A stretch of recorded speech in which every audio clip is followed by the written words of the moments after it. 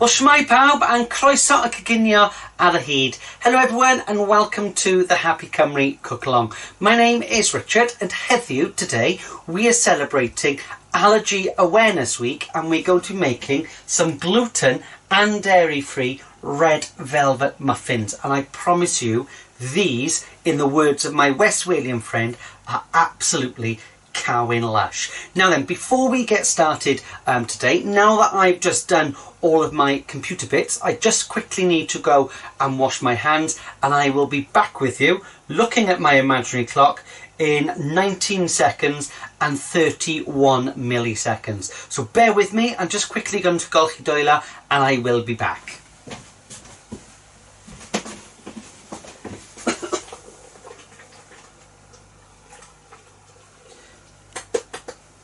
Well, Prynhawn da pawb, if you've just joined us, I'm just quickly washing my hands and I will be back in the room. This week we are celebrating Allergy Awareness Week, and today we are going to be making some gluten-free and dairy-free red velvet muffins using some gluten-free flour and also some dairy-free milk. So I've just washed my hands, I'm just getting myself a little paper towel, dry my hands off, that goes into the bin, and I'm sort of half back in the room. Just pop a little bit of antibacterial gel on my hands, rub that in, and I am then definitely back in the room. So as always with the Happy Cymru cook-alongs, I'm going to start off with the official part, and then it will very quickly, and knowing that it's a Monday, it will definitely very quickly go downhill from there. So my official part this afternoon is Prynhawn da pawb and croeso ac coginio ar y hyd. Good afternoon everybody and welcome once again to another week of the Happy Cymru Cook-alongs. My name is Richard, and as I have said several times today, we are celebrating Allergy Awareness Week by making some red velvet muffins which are also gluten and dairy free. In Thursday's session we're going to be doing a savoury dish, and we're going to be doing a butternut squash dairy free mac and cheese using some gluten free pasta as well. Couldn't remember what else we were using. But as I said, we're doing our dairy-free and gluten-free muffins today, so let's get started. You can see that I have already cooked some muffins because they're not just going to be normal bog standard muffins, we are going to decorate them as well, so you can see what they are aiming to look like. And red velvet is basically a little bit of red food colouring and a little bit of cocoa powder. That's what's going to give us all that lovely flavour. So I'm hoping that if I just click that button just there, that the recipe card has just come up on the side for us just over there. Yes, it has. And I just need to move my recipe over because as I'm getting older I need bigger writing. So I have got my little recipe card on there, and you've got your recipe card just there, and you can see that we're going to this afternoon be using some gluten-free sort of flour, and you can use whatever variety that you want. However, make sure that for this recipe, particularly the muffins, that you use a self-raising flour, and then you can sort of omit the gluten-free baking powder, right?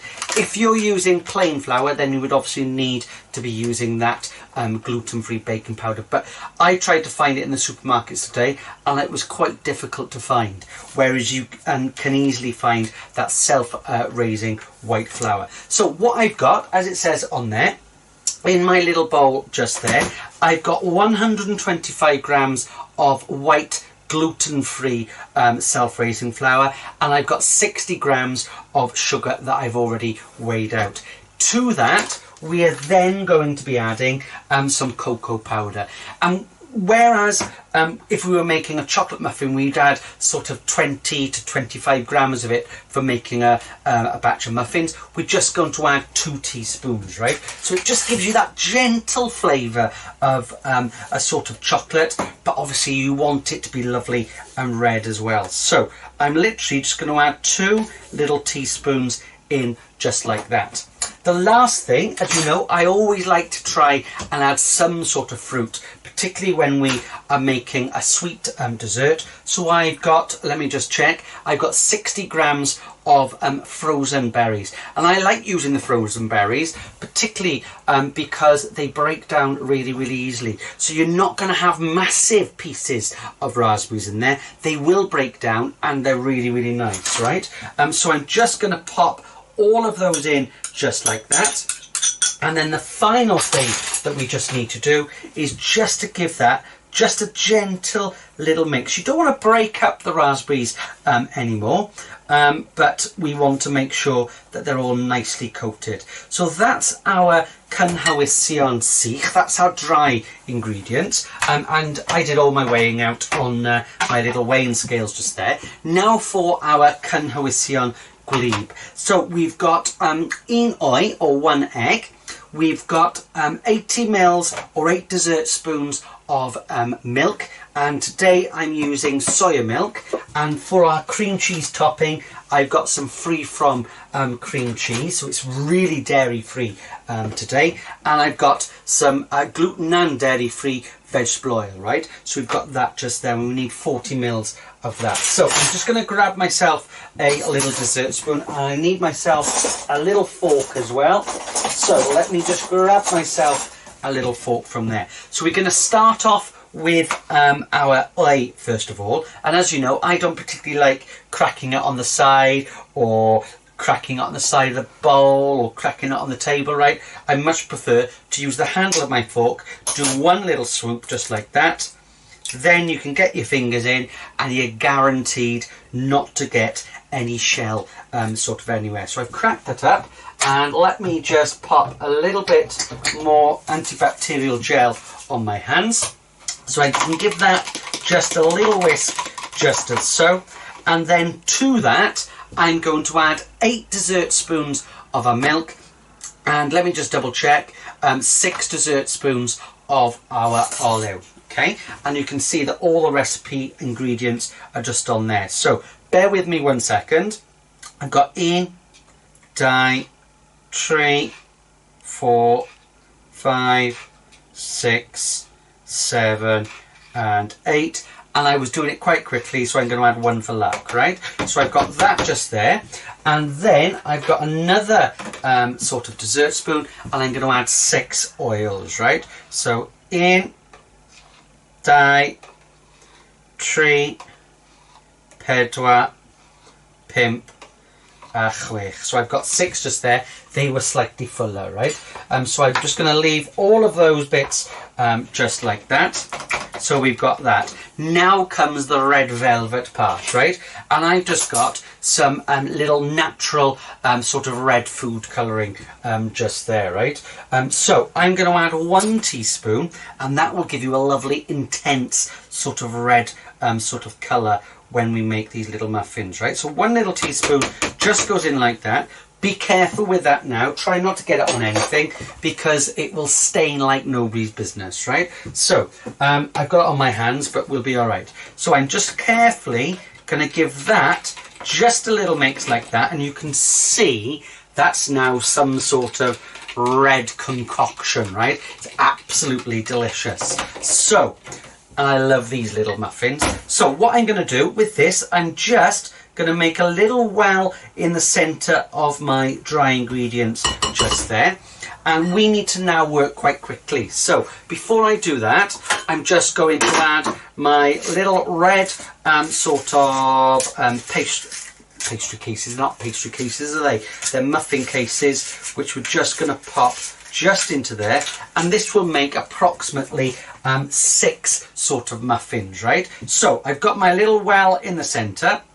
I can add all of my wet ingredients into there, and it doesn't look the most pleasant, right? But I promise you, these taste absolutely blasses iawn. So I've got that just there, and I'm just going to gently mix it. Try and always mix, give it a little mix in one direction, right? In one direction just like that. You're not sort of beating it, because as I've always said, when we're making cakes you want to beat it to get that air in, whereas a muffin is a denser sort of texture, right? So that's what you're sort of looking for, just until it is just about mixed, just like that. So you can see it's a bit of a red colour. I promise you these are absolutely delicious. The next thing is I've got a spoon, and you can either use 2 spoons or I can use my little scraper today. A little bit on your spoon, and then you're just going to scrape it off just like that. So a little bit on your spoon and scrape it off. You want them about 3/4 sort of full. A little bit on your spoon and scrape it off. A little bit on your spoon and scrape it off. And the quality I have found of sort of gluten-free flour has improved so much over the years, right? It works really well, particularly for muffins actually, and you know, for when you're doing sauces and things like that.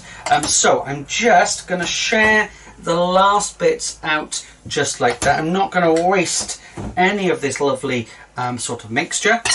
So that is done just there. Let me just get rid of that, and you can see that we've got our little muffins just there. Now, if you had any gluten-free sort of oats, and most oats are gluten-free, but they can't guarantee that they're gluten-free because they're often produced in factories that uses gluten, right?